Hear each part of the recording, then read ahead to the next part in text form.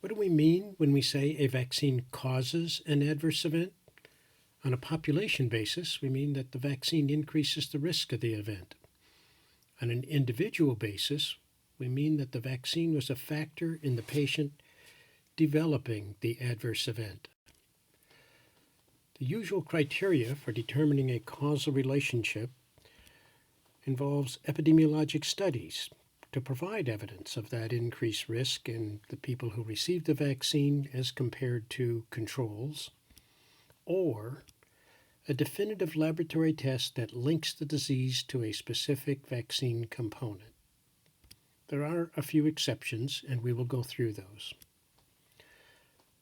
Prior to licensure, vaccines undergo randomized placebo-controlled trials because those provide the gold standard of scientific evidence to indicate that a vaccine does cause or does not cause an increased risk of an adverse event. Now, in these studies, we start by selecting a population from the general population. Sometimes we select only for those who are healthy, specific age range, and sometimes a specific gender, such as was done with the initial studies with human papillomavirus vaccines. We then randomize these individuals to receive the vaccine or a placebo, and then observe them for outcomes. You've already learned about for efficacy. You want to know about the disease, the incidence of disease that you're trying to prevent.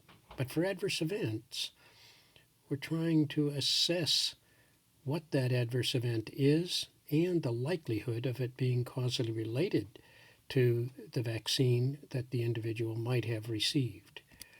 Randomization is one of the most powerful tools we have in assessing causal relationships because those factors, those host factors that might predispose to an adverse event should be equally distributed between the population that received the vaccine and those that received the placebo.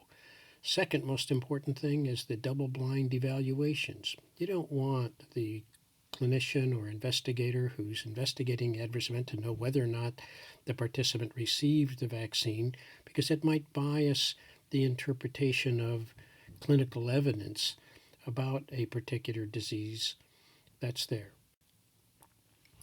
So we can depict the data that you see in a 2x2 table where you can look at the incidence of the disorder in question in individuals who received the vaccine as compared to those who didn't receive the vaccine. Now, the mathematics of this are shown on the right-hand side. A is the individuals who received the vaccine and developed the disorder, and A plus B is everybody who received the vaccine. So you can calculate a rate or a risk of the disorder in individuals who received the vaccine and compare that to the risk in individuals who received a placebo or didn't get the vaccine. And then, and with that, then you can calculate a relative risk and compare the two to determine if there is an increased risk in vaccine recipients.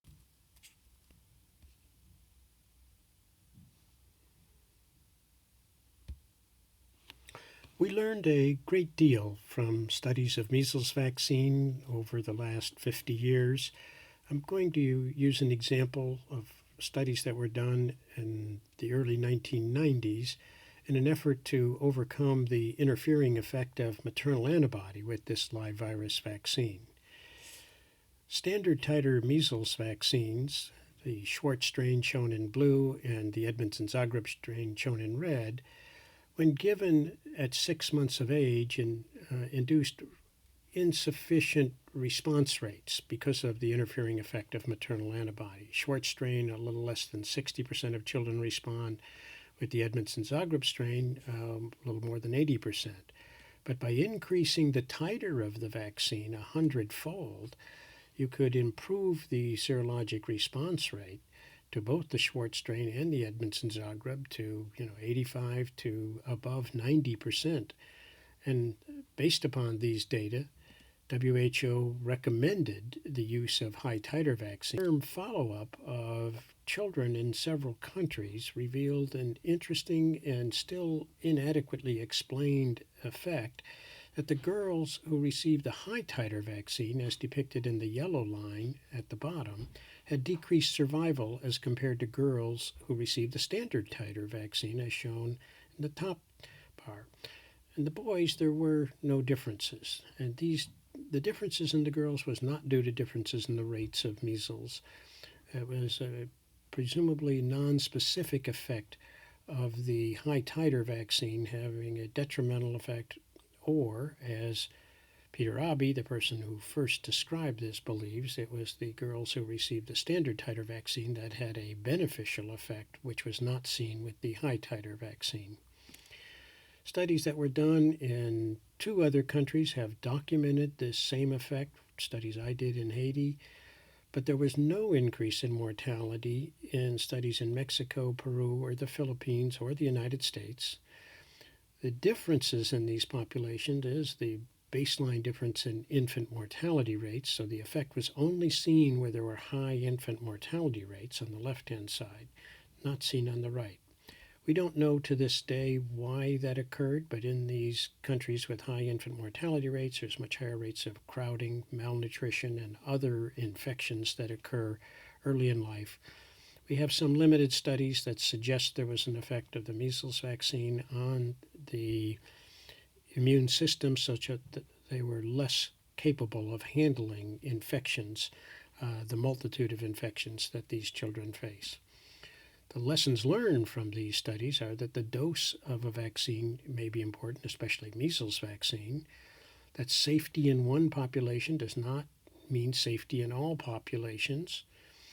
And unfortunately, this is one of the effects that has led to the generalization by some that vaccines can overwhelm the immune system. It's really not true for the other vaccines. I believe this effect is limited to just measles vaccine.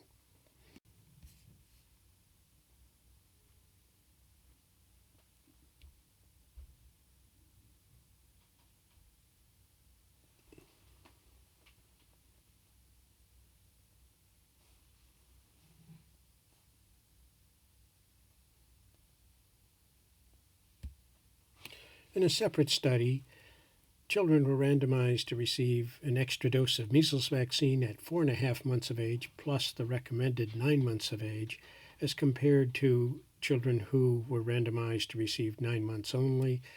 You can see that the mortality shown on the vertical axis was slightly higher in those children who received only the dose at 9 months. This was not statistically significant, but Dr. Abbey believes it was a beneficial effect of the measles vaccine that explained the effect from high titer vaccines. I'm not going to get into all of the other studies of possible indirect or nonspecific. After licensure of a vaccine, we have passive surveillance. Bob Chen covered some of this, and then we have active surveillance with specific studies that are done to answer particular questions. We have individual case assessment and epidemiologic studies to enhance our understanding of rare adverse events. Give one example from 1955 in the United States that led to some of our current systems for monitoring adverse events. When the inactivated polio vaccine results from the clinical trials revealed the vaccine was protective, the next day manufacturers were prepared to start nationwide immunization. But 9 days later, some of the children who received the vaccine started getting paralysis, incidentally also in the limb that that the children were immunized in. There's not time to go through all of the study methods that they did, but basically they did cohort analyses and identified over 200 children who had developed paralytic disease associated with the vaccine, both in the vaccine recipients shown at the top, their family contacts, and then community contacts, because this vaccine, the wild-type virus, was actually in the vaccine and is transmitted to other children and to community contacts. What went wrong? Well, Jonas Salk, the person who initially developed the vaccine and gave instructions to the manufacturers, developed the vaccine in 50 milliliter vials. And he, with exposing the wild-type virus to formaldehyde, showed that it was completely inactivated by 4 or 5 days after exposure. Recommended that they expose it for 6 days just to be sure everything was killed. But when they scaled up the process of making the vaccine to 500 milliliter vials, sediment developed at the bottom of the vials, and that protected the wild-type virus from the effects of formaldehyde, so that, in fact, you could still detect the wild-type virus out to 12 days in the vials that were being used at the Cutter Laboratories, which was the one manufacturer that was shown to have the vaccine that did cause an increased incidence of disease. It's a whole book about this, and there's a lot of things that were learned, but scaling up creates huge new problems. It's part of what has led our regulatory agency and those elsewhere to make certain there's very careful quality control over every change and testing before and after every change, as well as the need for post-licensure epidemiologic surveillance for adverse events, which is now fundamental to all of our adverse event. After licensure, you can do some excellent epidemiologic studies. Retrospective cohort or non-concurrent cohort studies are an attempt to try to mimic the data that you could get from prospective randomized trials. You take a defined population, you identify those who were vaccinated and unvaccinated prior to the risk period that you're observing. You identify all of the cases with the adverse event in a defined time period. You compare the rates of disease in the vaccinated, and you can generate data that populate all 4 squares in the 2x2 table, and you conduct the analyses in the same way that you do for a prospective randomized trial, and you can get a relative risk. However, these studies are not randomized. One always has to be looking for possible problems of self-selection as to who gets the vaccine.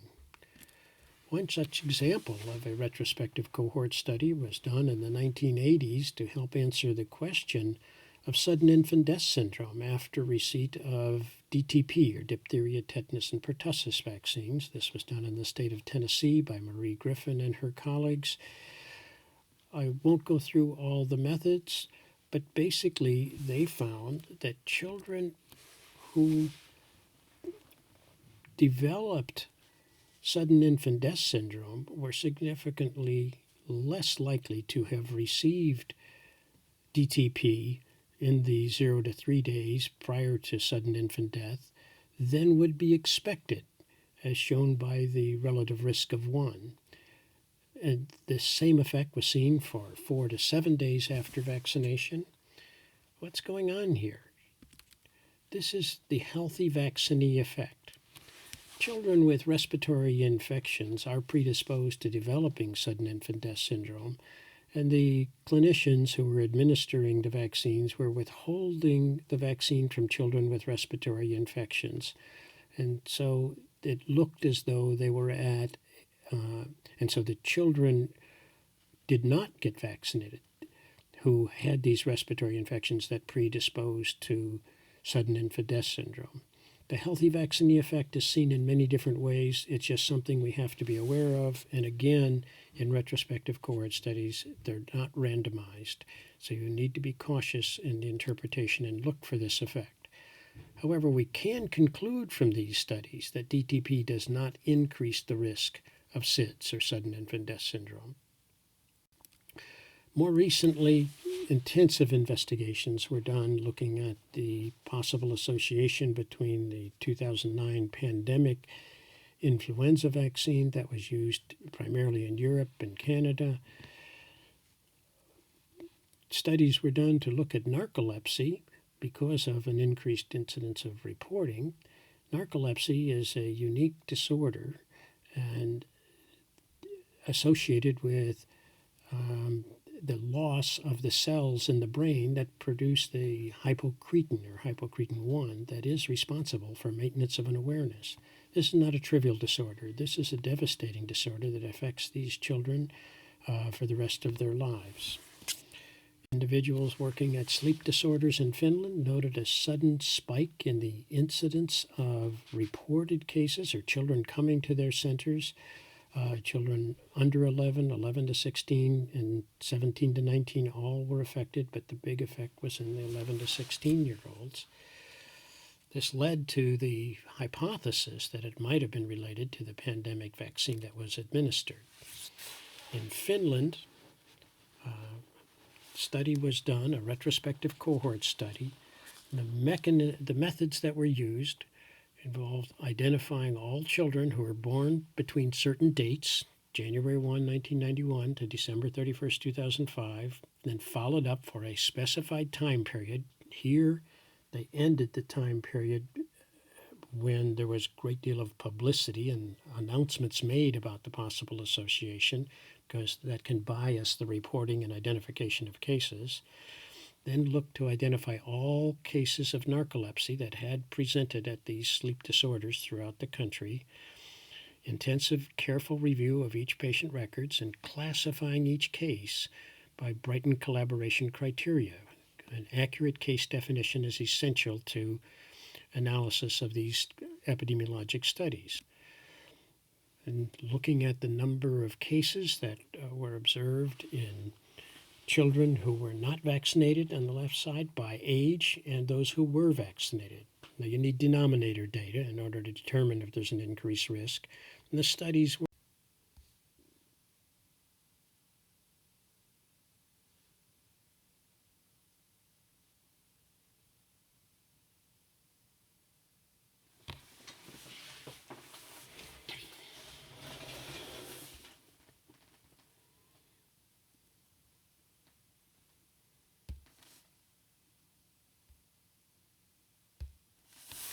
in Finland, the relative risk was 12.7. In other words, children who had received the pandemic 2009 H1N1 vaccine, which did contain these data, provide evidence that contributed to the conclusion that the particular vaccine in question was associated with an increased risk of narcolepsy. The strength of the evidence was there in multiple different studies in multiple different countries. There was consistency across different studies showing an elevated risk. There was specificity that there was an elevated risk of narcolepsy, but not of a number of other clinical disorders that were assessed in several of the studies. There was temporality. The vaccine was given prior to the onset of symptoms. That was not simple to assess, and there were multiple different methods. I encourage you to read the papers. Biologic gradient is difficult to assess with vaccines. We don't often see dose-response effects, but sometimes we do. This is more commonly used in drug exposures and drug assessment. Plausibility. Initially, I didn't think it was plausible, but that proved not to be the case. Coherence. Can we put all this together in a picture that explains what happened?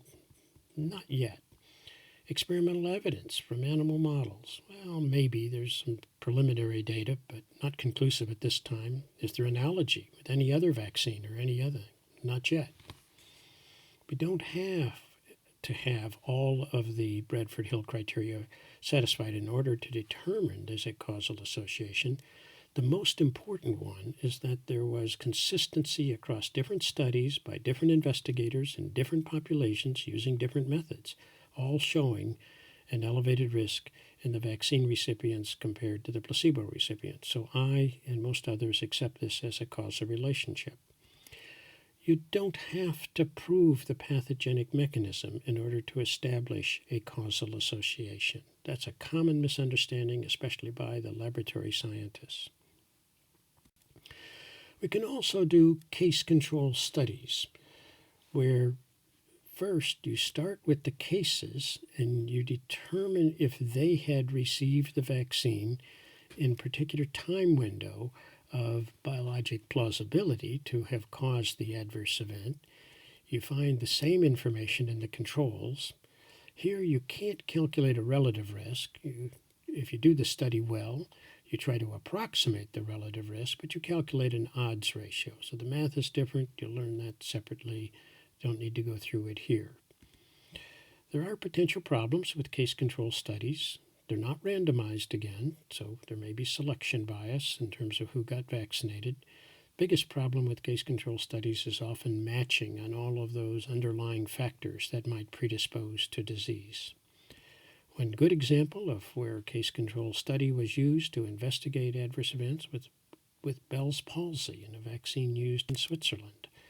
Here, the case control study revealed that people who developed Bell's palsy were 84 times more likely to have received an intranasal inactivated influenza vaccine that contained a unique adjuvant that was sprayed in the nose. The cases were 84 times more likely to have received the vaccine than matched controls. There was no difference for exposure to the inactivated influenza vaccine administered parenterally, which is not associated with an increased risk of narcolepsy.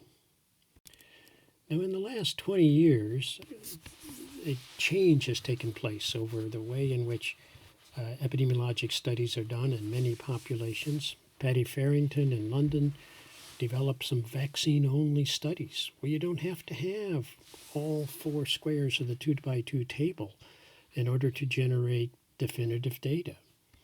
There are huge advantages to these studies. There's self-control. The individual controls for themselves, so you don't get into all of those problems associated with matching in case control studies. You don't have randomization, but in this case it's all right. You're comparing risk of disease in different time windows. As an example, with a vaccine-only study, is that you look at the risk of disease, let's say in the days 0 and 1 after vaccination, and then you compare the risk in the days 14 and 15 after vaccination, for example, for febrile seizures.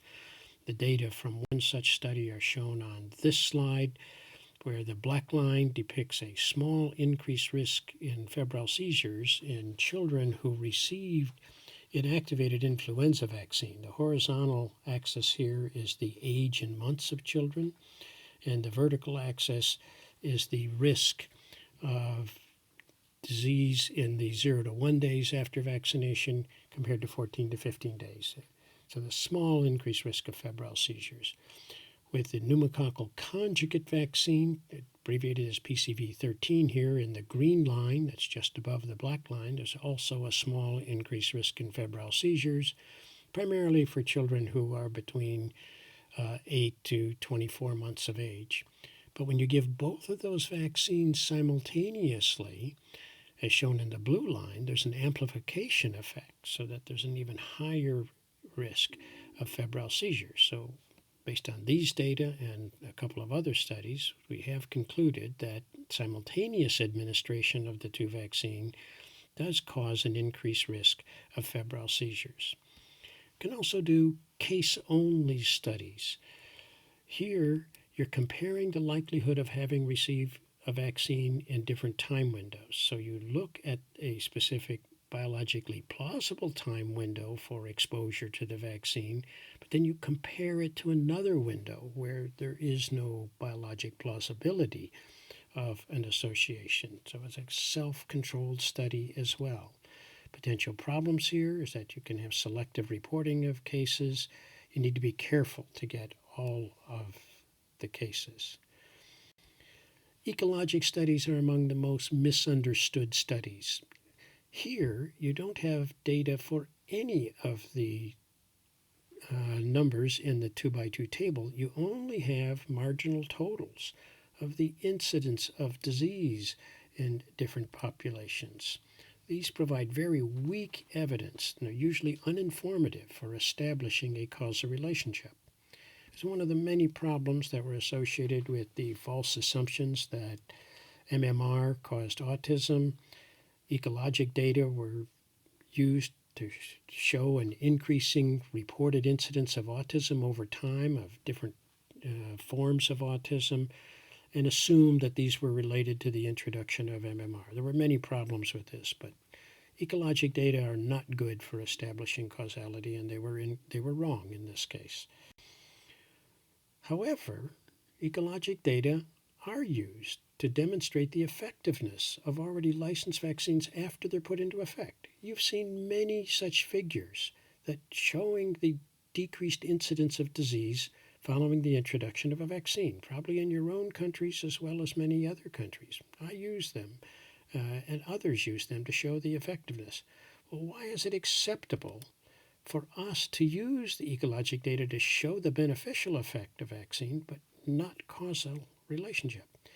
In a sense, if you think about it, causal associations have already been established. The vaccines have been proven in other studies to prevent the disease in question. So then you can look at the effectiveness of the vaccine using these data. This is commonly misunderstood by the general public, by journalists, and a number of other individuals. Be careful with ecologic data. Well, this ends part one of the causality assessment of adverse events. We'll go through some additional methods in part two.